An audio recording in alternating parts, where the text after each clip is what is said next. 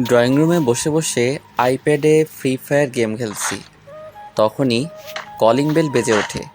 উঠে গিয়ে দরজা খুলে দেখি আব্বু সাথে করে একটা মেয়েকে নিয়ে এসেছে। আমি আম্মুকে ডেকে বলি, ও আম্মু গো, তোমার বুঝি এই বাড়ির ভাত বন্ধ হয়ে গেল? তাড়াতাড়ি এসে দেখে যাও, আব্বু আবার বিয়ে করে বউ নিয়ে এসেছে। ওই হারামজাদা চুপ। আগে সব কথা শুনে তারপর চেঁচামেচি কর। আর কি বলবে তুমি? ছি ছি আব্বু, তুমি এই বয়সে আবার বিয়ে করলে? আর এই মেয়ে, মাথায় কি কিছুই নেই? নিজের বাবার বয়সী একটা লোককে বিয়ে করেছেন। আব্বু ঠাস করে আমার গালে থাপ্পড় মেরে বলে, এনাফ, অনেকক্ষণ থেকে ফালতু কথা বলেই যাচ্ছিস। কথা আগে শুনে তারপর চেঁচামেচি করবি। আমি গালে হাত দিয়ে দাঁড়িয়ে আছি।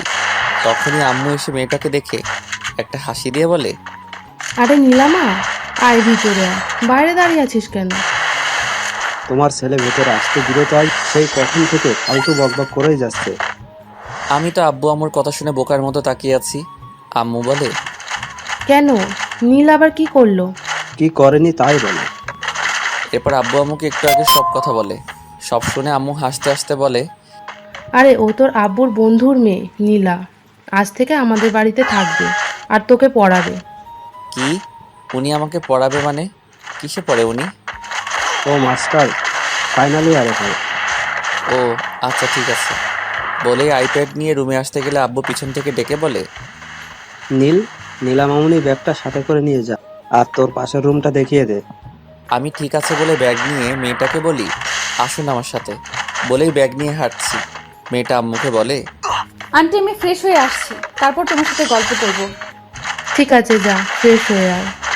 এরপর আমি আমার পাশের রুমে এসে ব্যাগটা রাখতেই মেয়েটা পিছন থেকে বলে, কি মিস্টার নীল, বেশি কথা বলাটা কি তোমার অভ্যাস নাকি? আমি আবার কি বললাম? একটু আগে আঙ্কেলের কথা না শুনে নিজের মন মতো যা ইচ্ছে বলে যাচ্ছিলে। তার জন্য সরি। আচ্ছা আমি আপনাকে কি বলে রাখবো? যেহেতু আমি তোমাকে পড়াবো সো আমাকে ম্যাডাম বলে রাখবে। ঠিক আছে ম্যাম, আপনি রেস্ট নিন, আমি এখন যাই। বলে নীল চলে যায়। আমি একা একা হাসছি আর ভাবছি ছেলেটা দেখতে কিউট আছে, তবে কথা শুনে মনে হলো অনেক দুষ্টু। আমি রুমে এসে আবার গেমস খেলতে শুরু করি। একটু পর দরজায় কেউ নক করে। আমি ভিতরে আসতে বলে মোবাইলের দিকে তাকিয়ে আছি। কি মিস্টার, মোবাইলে এমন করে কি দেখছো? কেউ এসেছে সেদিকে খেয়াল নেই? আরে ম্যাম আপনি আসুন, বসুন। আসলে গেমস খেলছিলাম তো তাই খেয়াল করিনি। সব সময় গেমস খেলো মনে হচ্ছে। পড়াশোনা করো কখন তুমি? যখন পড়ার সময় হয় তখনই পড়ি ম্যাম। তা আপনি কোন ভার্সিটিতে অ্যাডমিশন নিয়েছেন? তোমার ভার্সিটিতেই। আগের ভার্সিটি থেকে চলে আসলে কেন? সে অনেক কথা, পরে এক সময় বলবো। এখন নিচে যাই, আন্টির সাথে কথা বলে আসি। আমি ঠিক আছে বলে আবার গেমস খেলতে শুরু করি। আর নীলা ম্যাম চলে যায় নিচে। চলুন এই ফাঁকে আমরা একটু পরিচিত হয়ে নেই। আমি নীল, আব্বু আম্মুর দুষ্টু ছেলে। সারাদিন ফ্রি ফায়ার গেমস খেলেই কাটে আমার সময়। কি করব বলুন? গার্লফ্রেন্ড নেই, তাই সময় কাটানোর জন্য এটাই বেস্ট। তবে আবার এটা ভাববেন না আমি লেখাপড়া করি না। আমি এবার অনার্স 3য় বর্ষে পড়ছি। আব্বু নাবিল আহমেদ, পেশায় একজন স্কুল মাস্টার। আর আম্মু নাজমা বেগম, সংসার নিয়েই ব্যস্ত।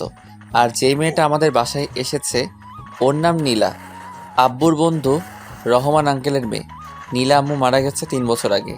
রহমান আঙ্কেলের একজন টপ বিজনেসম্যান। বাকি পরিচয় গল্পের সাথে থাকলেই জানতে পারবেন। আমি নিচে এসে দেখি আঙ্কেল বসে টিভিতে খবর দেখছে আর আন্টি কিচেনে রান্না করছে। আমি আন্টির কাছে যেতেই আন্টি আমাকে বলে,